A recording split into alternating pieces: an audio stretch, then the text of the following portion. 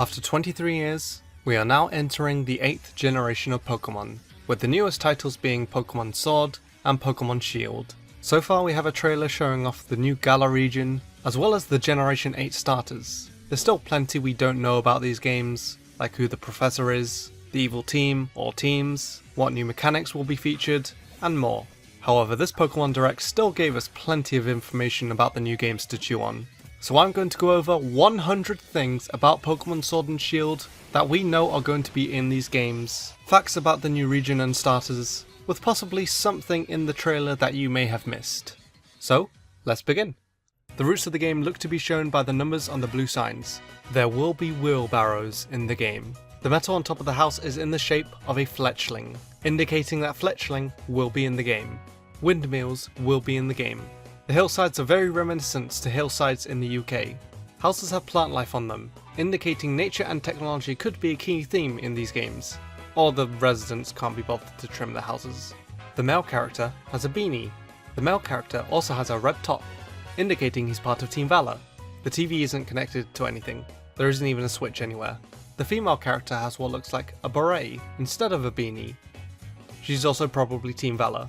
Outside of one of the houses is either a mini stadium or what looks like a tennis court, given that these games have a possible sports theme, although there is no net.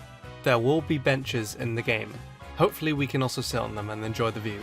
There appears to be what looks like a garage in one of the houses. There appears to be what looks like a greenhouse in one of the houses. Is that a cabin in the woods? There will be water in the game. The water also shows off the improved graphics. Kind of reminds me of another game that did that. There will be some sort of foggy forest in the game. There will be trains in the game. Lots of chimneys.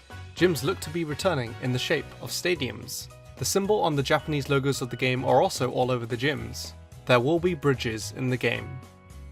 And more trains. There will also be posters of food. There will be snowy areas in the game. One of the most exciting things in any Pokemon game finally returns. Grass. Sneaking looks to be a returning mechanic. Pikachu will be in the game. Minccino will be in the game. In the background of one of the battles there's a building with a red symbol. Not really sure what it is, but it could be the trainer school. In this cold, snowy area of the game you can see a beach chair and a sun umbrella, which seem really out of place. Wishy-Washy will be in the game. There is a rock with an X on it, which could be a reference to Pokemon X, which means in this game we could be returning to Kalos. Or it could mean nothing. Trainer battles will be in the game. The girl you battle here looks like she's wearing a school uniform. School uniforms are very common in the UK, meaning she's most likely part of the trainer school, which could have been the building before.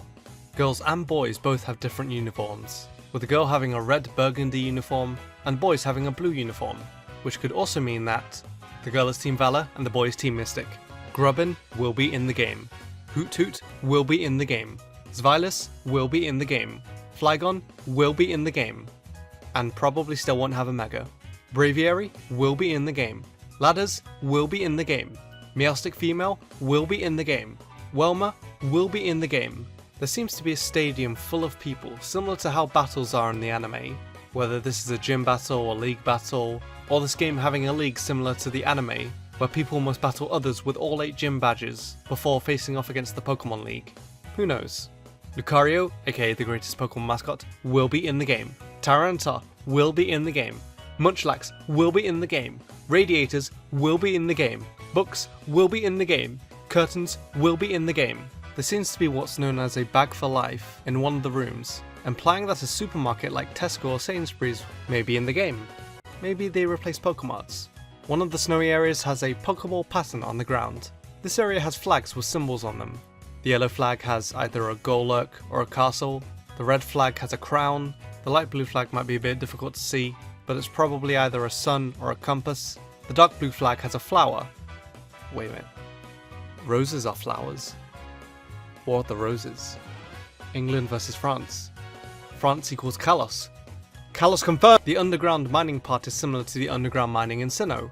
The giant patterns in the grass may be a reference to giant patterns in the grass in the UK.